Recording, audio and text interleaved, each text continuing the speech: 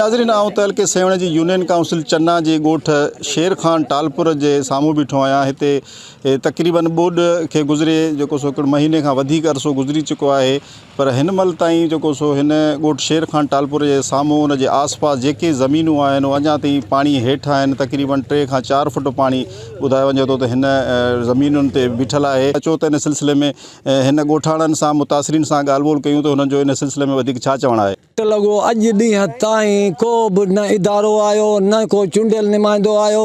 5-6 foot पाणी बीठल आहे ऐं कतीअ जो फ़सुलु असांजो तबाह थी वियो आहे। हीउ चेट बि असांजो तबाह थियो।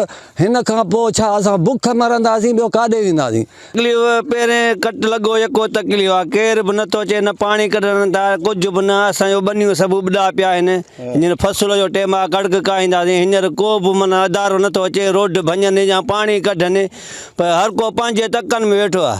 हीअ सम्झो कंहिंजो तक ई न आहे। अचनि पाणी कढनि, असां ॿनी ॿारो कायूं, भला खॾ में पए टोड़े त विया, हाणे थी मदद त कनि न, केर बि अचण लाइ तयारु न आहे। बचण जो त गुज़र कयूं, पर छा कयूं, बोड में ॿुॾी मुआसीं वञी बेनज़ीर कॉलोनी में वेठासीं। उते बि राति ॾींहुं चांवर ॾेई बीमार कई असांजे बचनि खे। वरी हिते आयासीं पंहिंजा इहो बचा खणी, उनजो दवा बवा करे वरी हिते बसि गुज़र सफ़र पिया कयूं। पाणी वाह घणो आहे, वण कयासीं, वण ॿुॾी विया, का शइ न बचो, हथ सां ॾिनो कट, का शइ न मिलियो आहे। ॿोॾ में बि वेठा आहियूं, हथे ख़ाली थी, छा ॾिनो थींदी न पाणी बीठो आहे, पाणी निकिरंदो, थींदो न त न थींदो, का शइ न थींदी। आहे उम्मीद आहे, उम्मीद मुश्किल आहे, पाणी घणो आहे। कणिक जो मुदत थी वियो, माना सॼो मञा 3-4-5-6 फुट पाणी बीठो आहे, माना पाणी निकिरे ई कोन थो।